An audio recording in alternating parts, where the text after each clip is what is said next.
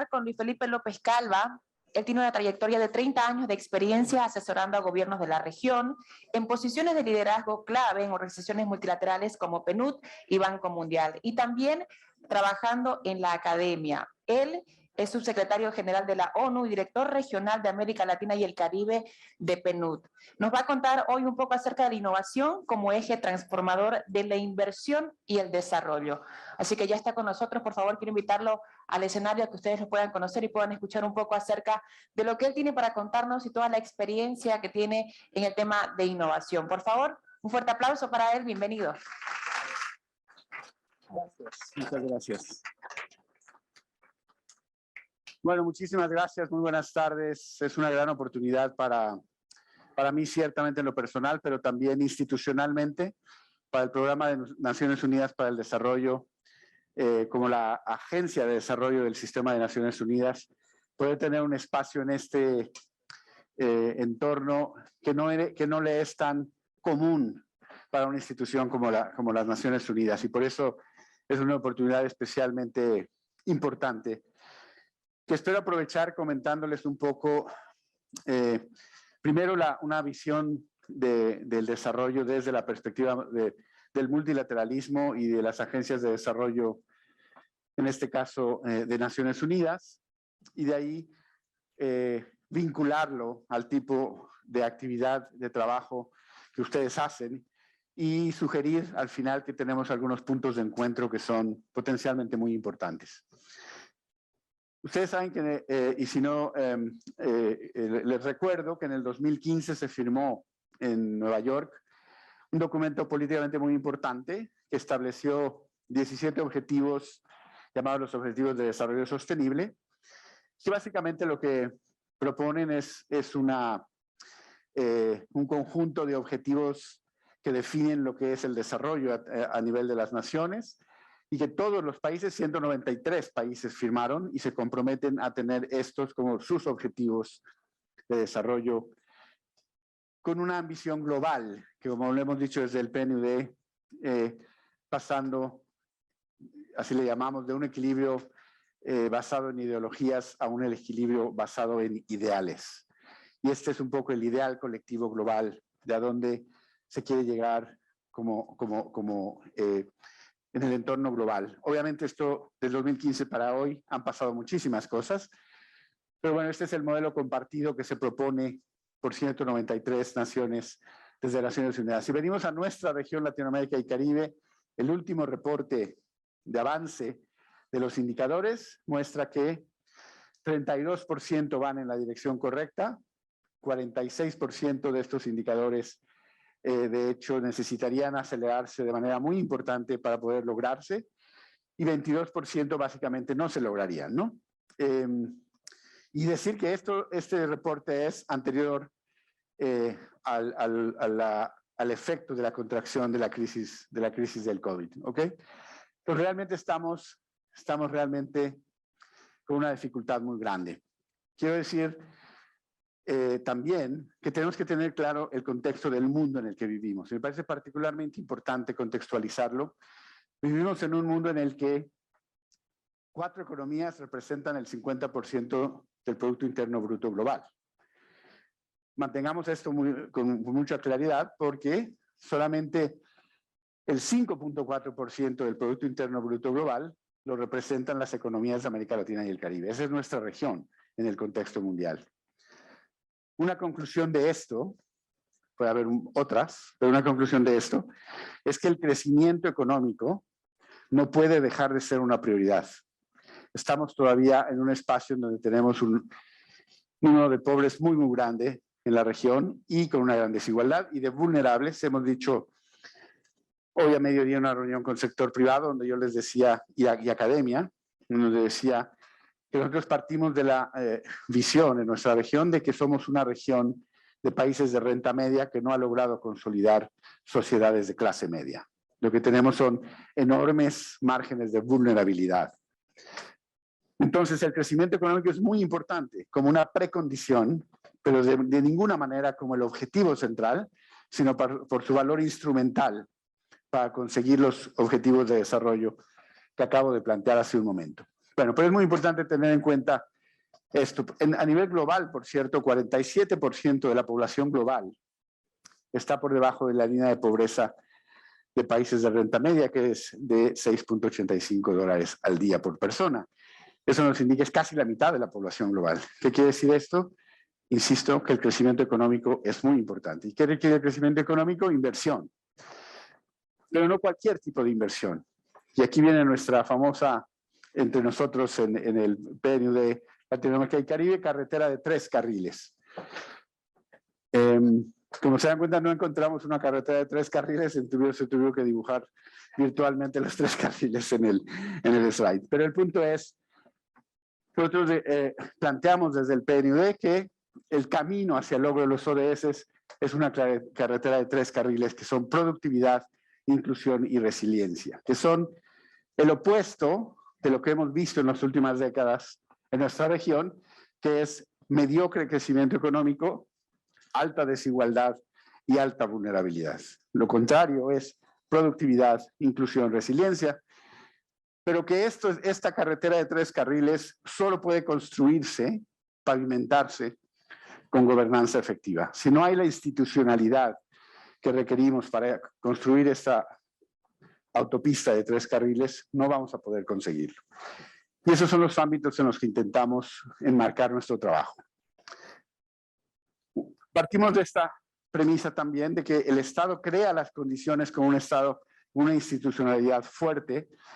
También un Estado redistribuye las oportunidades en un mundo de alta desigualdad, pero que al final el desarrollo sostenible e incluyente, el motor de este desarrollo, va a ser el sector privado a través de la inversión. Entonces, un crecimiento basado en productividad e innovación requiere necesariamente de mercados de capital que estén acordes con esa lógica. Y por lo tanto, una institucionalidad que esté acorde con esa lógica, ¿sí? Si esta adaptación institucional no se da y los mercados no se adaptan a esa lógica de generar los incentivos y, de hecho, generar los mercados en términos de las combinaciones de riesgo y rendimiento adecuadas, no vamos a poder tener este crecimiento basado en innovación.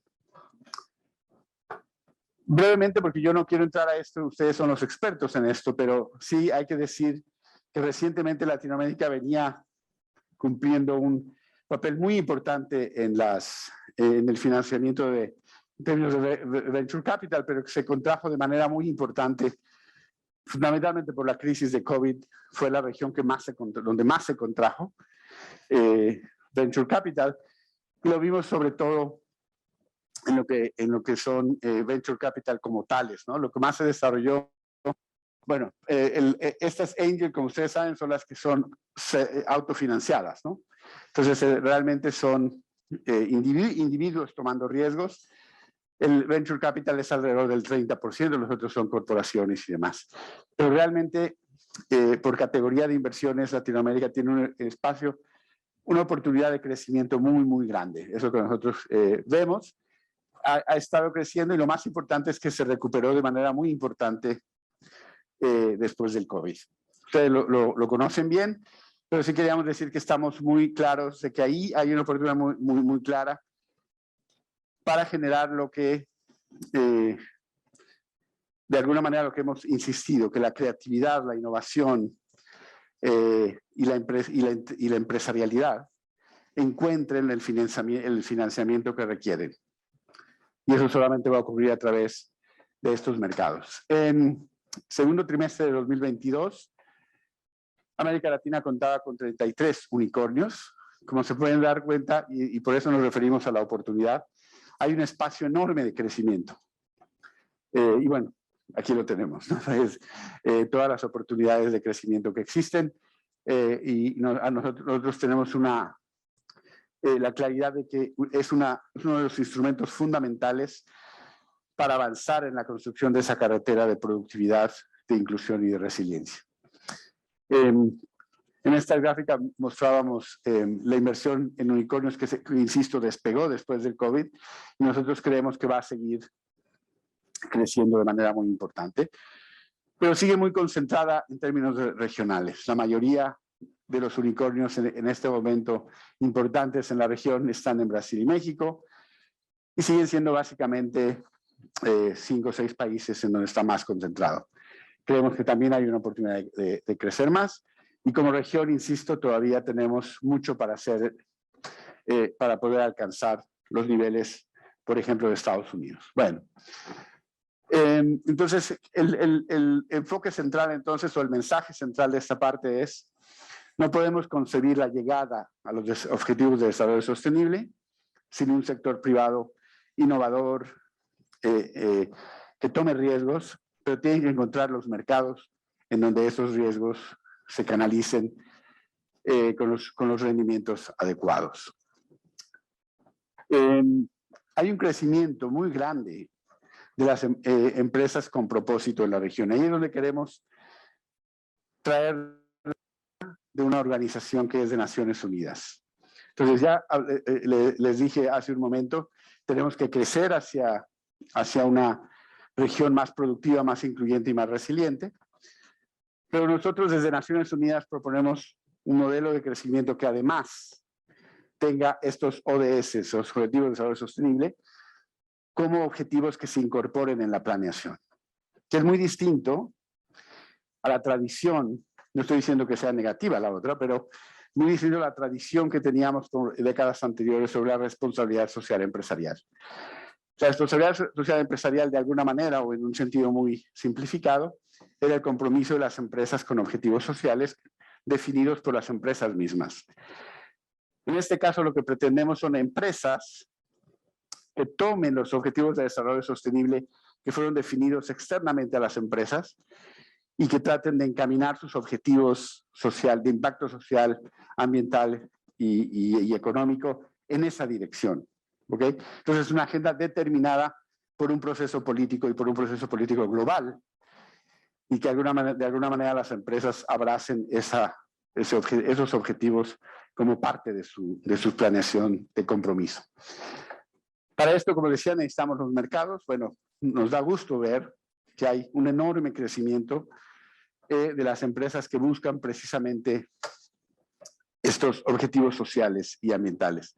Junto con la Secretaría General Iberoamericana, hicimos un proyecto sobre lo que se llama el cuarto sector, que son, insisto, empresas que tienen como objetivos no solamente el rendimiento económico, sino también alguna lógica de impacto social o de impacto ambiental. Pero nos dimos cuenta, y es lo que les decía hace un momento, que los marcos jurídicos en los países no son favorables al crecimiento de estas empresas. Y hoy, a mediodía, también hablábamos de las estructuras de gobierno corporativo, tampoco lo son. Tenemos empresas muy innovadoras, ahora ya hay más, pero en su momento fue en España, en donde los CEOs de las empresas podían ya reportar dividendos sociales a sus accionistas, ¿cierto? Este tipo de cambios jurídicos que hagan favorables, no porque todas las empresas tengan que ser con esos objetivos, pero para que el sector de compromiso, como se llaman las empresas con propósito, yo siempre digo que todas las empresas tienen un propósito, pero llamémosle con propósito social y ambiental, puedan crecer a formar una proporción más grande del entorno del sector privado. Entonces, como PNUD, con la Secretaría General Iberoamericana, hicimos un estudio en 6 países, en donde hicimos propuestas muy concretas de cómo adecuar los marcos jurídicos para poder permitir un mayor crecimiento de las empresas con propósito. Los ODS nosotros queremos como PNUD promover que vayan más allá de ser un objetivo político y que el marco de políticas públicas sea adecuado para que los marcos de inversión puedan ir también en esa dirección. Y tratamos de alguna manera de trabajar en esa compatibilidad. Y es un poco lo que conversábamos hoy a mediodía con un grupo importante de amigos del sector privado y académico. Creemos nosotros como PNUD que podemos coadyuvar al encuentro de estos 2 elementos, ¿sí? Y es el papel que hemos tratado de jugar, y ahora les voy a mostrar algunos ejemplos de lo que estamos tratando de hacer como Programa de Naciones Unidas para el Desarrollo. ¿Cómo podemos nosotros habilitar este entorno institucional y financiero para que el PNUD pueda ser un actor en la creación de este contexto? Algunas ideas. Cuando se habla del impacto, por ejemplo, de las empresas que tienen un cierto impacto sobre objetivos sociales y ambientales, uno de los elementos centrales es la credibilidad de la medición de ese impacto, ¿cierto? Porque los inversionistas necesitan actores neutrales que estén en ello. Y con los colegas del BID, estamos aquí citando al trabajo del BID, en donde muestran algunos de estos espacios, algunos de estos sectores, perdón, en donde puede haber claramente oportunidades para tener medición de impacto, y nosotros como PNUD estamos trabajando en metodologías de medición de impacto que hemos puesto al servicio de algunos inversionistas. Por ejemplo, me voy a pasar directamente a los... Disculpen. A los objetivos que en un momento voy a mostrar, que es básicamente crear estándares y crear principios para que los inversionistas sepan en dónde poner su dinero si tienen interés de coadyuvar a esta lógica de la inversión de impacto. Pero no solamente es por ahí, también es en términos del financiamiento público, que al final somos una institución pública, como PNUD, y nos damos cuenta de la enorme brecha de financiamiento que tienen nuestras economías, y que solamente se va a ampliar en los años que vienen, ¿no? Estamos, de hecho, aquí en un país en donde precisamente este tema de la brecha de financiamiento es una de las preocupaciones, ¿no? más importantes. Entonces, nosotros nos damos cuenta del crecimiento enorme de la deuda del mercado de deuda soberana, y el hecho de que la deuda soberana, cuando tiene también objetivos sustentables, puede tener un costo más bajo para los países, ¿sí? Entonces, los países emergentes empezaron a moverse en la dirección, tanto, por cierto, es más en el sector privado, pero también en el público. Entonces, no solamente es el capital de riesgo, sino también la deuda. La emisión de deuda tiene espacios en donde hay emisión de deuda con objetivos de impacto ambiental y social. Y eso ha crecido de manera muy importante. Aquí hay un mapa en donde hay muchos indicadores sobre el tipo de emisiones de deuda con impacto, en donde hay, la mayoría son sector privado, solamente aquí hay 3 que tienen que ver con deuda soberana de los países. Uno es México y otro es Chile. Y hay uno de Guatemala, que fue una emisión pequeña, pero también muy importante.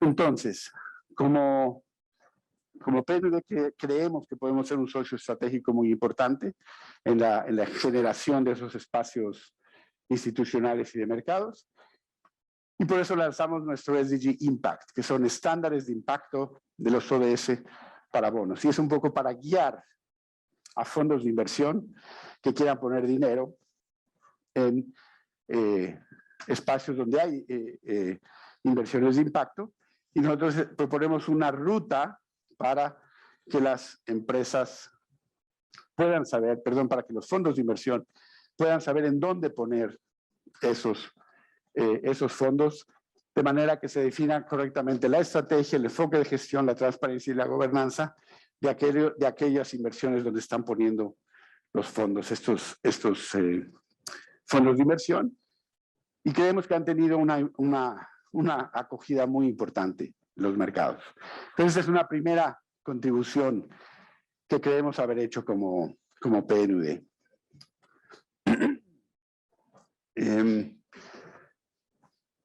En ese sentido, podemos ser un socio estratégico del sector privado a través de estos estándares, pero también hemos sido un socio del sector público, en la definición de sus brechas de financiamiento y en la propuesta de cómo financiarse con esta lógica de impacto. El primer logro importante que tuvimos recientemente fue apoyar un bono soberano, el primer bono soberano de ODS. En el caso de México, a este momento, aquí se marcan 2 emisiones, ha habido una más reciente que con la cual ya llegan prácticamente a 4.000 millones de dólares recogidos con este instrumento.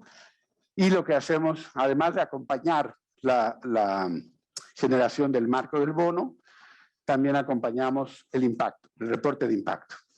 Entonces emitimos ya el primer reporte de impacto inversionistas y bueno, estamos ahí colaborando con el Gobierno de México y actualmente estamos trabajando con el BID en Uruguay, en conjunto con el BID y con el Gobierno de Uruguay en un bono ambiental en donde estamos con un mecanismo incluso más innovador en términos de el abaratamiento, digamos, del costo de la deuda con el logro de los objetivos de impacto y el papel del PNUD es básicamente medir esos indicadores e informar a los inversionistas sobre el impacto de las políticas públicas para que el gobierno sea retribuido por su esfuerzo.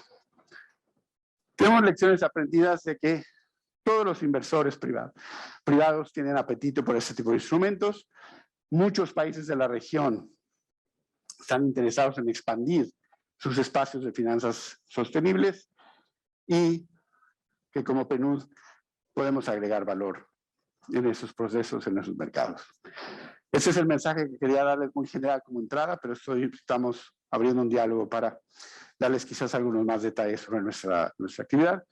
Pero agradecerles muchísimo porque es un espacio nuevo para nosotros de alguna manera, pero en el que creemos que tenemos mucho que aportar. Gracias. Muchas gracias, Luis Felipe, por mostrarnos otros posibles caminos a optimizar y también potenciar las inversiones en América Latina hasta una próxima oportunidad. Muchísimas gracias.